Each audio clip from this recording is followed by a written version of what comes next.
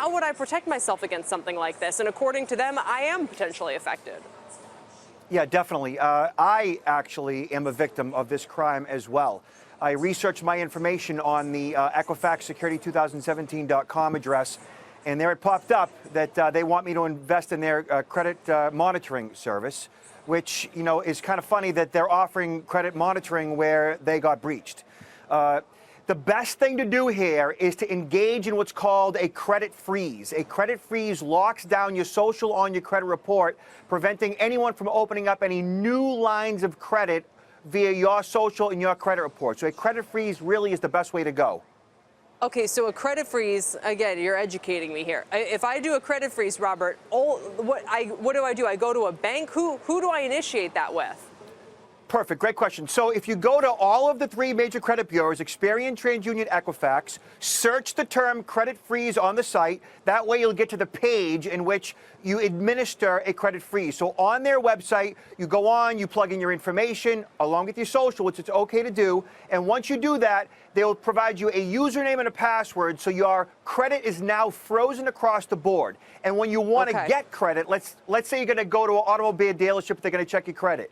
You want to thaw your credit prior to going to the dealership, and then just for a day or two, and then it refreezes automatically, and it does not negatively affect your credit scores. What if you're in the process of buying a house, for example? I mean, there's a lot of things here to No unpackage. problem. Mark, let me just bring you in for a moment, because one of the interesting wrinkles that I'm reading about on CNBC's website right now is that if you entered your information into this Equifax website they put up to try to help people to figure out if you were affected, you could potentially be signing away your right to litigation. Absolutely true. There's an inherent ambiguity in the online terms and conditions that Equifax has in connection with the service they're offering for free. You click I accept, and it is conceivable that you've given away remedies, including a class action. It's outrageous. Is this clear from the language? No, it isn't. It's an ambiguity. If I were negotiating this agreement on behalf of a large company in a deal with Equifax, I'd ask them to clarify it. I would call upon the CEO of Equifax to just make the ambiguity go away. He can wave a magic wand, change the language. If his lawyers can't do it, call me. I'll be happy to do it.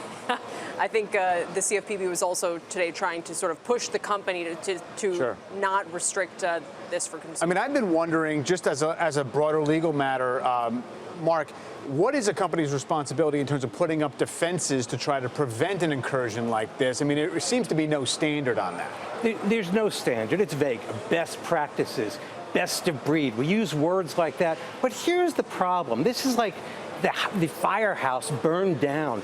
They are the credit reporting agency. They have all this data. There's already a class action filed in connection with this thing. And basically, the simplistic argument of this complaint is they were more concerned with their profits than spending money on proper cybersecurity. But here's the problem. It's a reality. No matter how much they spent on cybersecurity, there are no guarantees. This is like burglary. We don't like it.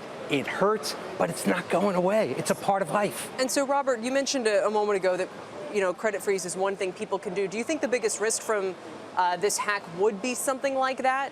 We know obviously how to deal if someone takes your credit card. Everybody's been through that.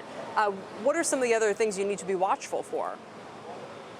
So always be aware of activity on your credit cards, which a couple of 100,000 credit cards were compromised in this particular breach as well. What I do is I sign up for alerts and notifications via my card company and bank's website, which means that every time there's a charge, every time there's a withdrawal, I get a text message or an email alerting me to that fact, so I know all of my charges in real time. That keeps me fully attuned every time. No problem. This way I know if my wife has just made a large charge, I get a text message and I'm aware of it when it happens, and I can contact her to make sure that was her that did it. Hey there, thanks for checking out CNBC on YouTube. Be sure to subscribe to stay up to date on all of the day's biggest stories. You can also click on any of the videos around me to watch the latest from CNBC. Thanks for watching.